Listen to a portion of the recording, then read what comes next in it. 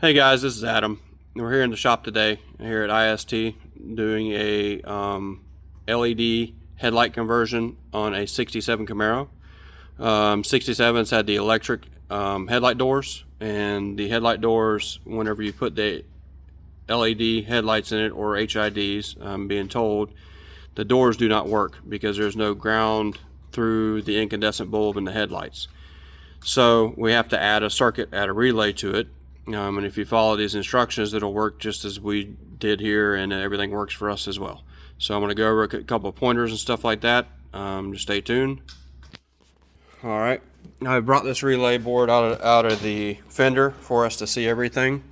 Whenever you're working with your relay board, it may not be numbered the same. You need to go to American Auto Wire and look at their write-up as far as, and follow your colors on your wires to figure out which relay is 1, 2, and 3. Everything we'll be dealing with will be just with R1, so our R1 relay. And then you'll find that there's 2 light blue wires. How you know you got the right one? There's 2 light blue wires, and then I think it's 2 brown wires. It is 2 brown wires. They're just painted over. 2 brown wires at the top of the circuit that complete that plug. So we'll be messing with the 2 light blue wires on that plug. See that terminal? It's got 2 light blue wires that came out of it. Okay, and that's what we're going to be dealing with. The other thing I want you to look at too is you'll notice these little bump outs in the connectors. See them there and there. Same thing over here. See where they're pointed the same direction? That's how you can make sure you got your orientation of this 2-prong plug correct. The 2 bump outs, and every one need to go the same direction. You'll notice that all the way around. Same, boom, boom. Okay? That's a good thing to note. This will work as long as you have everything else tested and done. So you need your limit switches to be checked. You know, on your core support, you've got your 2 limit switches. You got your one back here for your open, for the door open, and you got the one behind this door, which is where they're closed. They're the same on both sides. There's good write-ups on that. It's not really what we're after today. I just wanted to show you how to do this, add this additional relay. So whenever we're going over this, I've made a scratch paper so we can kind of tell what's going on. So on this, we're going to make we're using this 4th relay. So this additional relay right here, we're using this as a grounding circuit. Okay. So whenever we shut the headlights off, we need to complete a grounding circuit, which the factory headlights, incandescent headlights, would have done. Okay, your sealed halogens, stuff like that would have done. Okay, so we're going to jump over to this.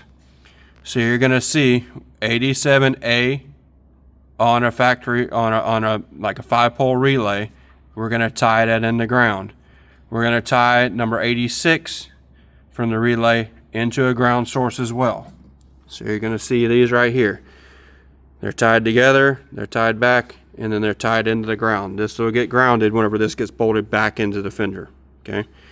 So again, we got 86 and 87A both tied into the metal bracket these things are tied to, which is going to be grounded whenever this gets bolted back into the fender. Okay. That gives our ground circuit that we need to complete for the headlight door to close. Okay, then we have number 30. See number 30 right there? It gets ran out to the other relays. Remember earlier whenever I said we cut these wires, okay? So we got our 2 wires here that would have led into that plug. We got one here and one here, okay? This wire here is the one that takes and distributes power to R2, R3, or ground in this case. Okay, so this wire here is the one that comes from pin number 30. See that? Ties back into this here. This feeds the other relays, remember? This wire here is the one that comes from the firewall. So it actually comes from your headlight switch, okay? This wire here gets tied in to number 85. Okay. Once that's done, essentially is this 4th relay, it becomes an interrupter, right? it switches the ground or it leaves it open to allow for power to be transferred through R1. Okay, so, and back to feeding this.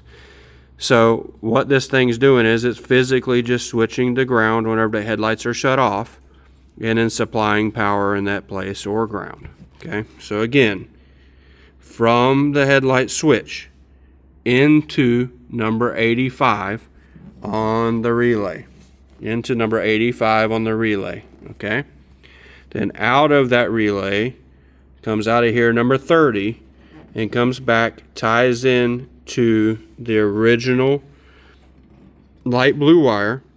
Okay, and then ties back into the original harness, which feeds R2, R3. I hope this helps others out. Take note of the wiring diagram again. If you follow this and everything else is correct, then you will be good and everything will work, because we have tested it a bunch of times. Thank you.